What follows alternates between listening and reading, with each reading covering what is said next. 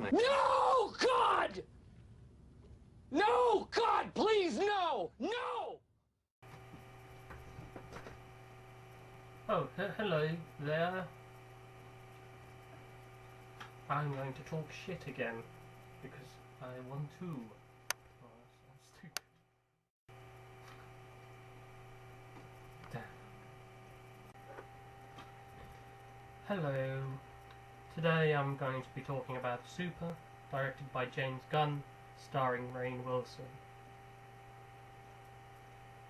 This is my favourite film of all time. Mainly because of two reasons. One, it's realistic, and two, it's brutally honest. And I suppose three, the third reason is because of this guy called Frank. Frank is trying to save his girlfriend from a drug lord who kind of kidnaps her. You're probably wondering, what does that mean? How can you partially kidnap someone? Do you take just the upper half of the body and leave the legs behind? No.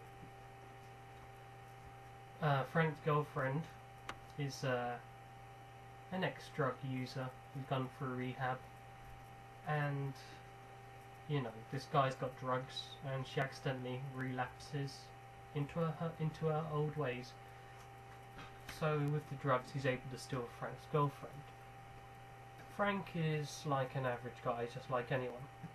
He lives in a kind of shitty flat. He works in a diner as a cook. You know, he's just an average guy, kind of like a loser. He's portrayed kind of like a loser in the film. So something I can identify with greatly, and everyone else can identify with just his average, just an average guy kind of character. But the thing that kind of makes me admire him is when he decides to make a costume, superhero costume, with its own little logo, his own mask, and adopts a separate identity to his own.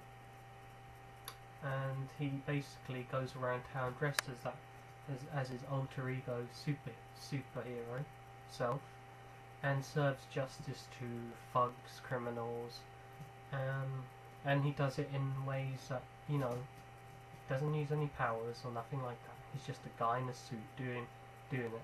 It's something we can all relate to. Like, if we were in his position, we'd be like, yeah, we'd probably do that as well.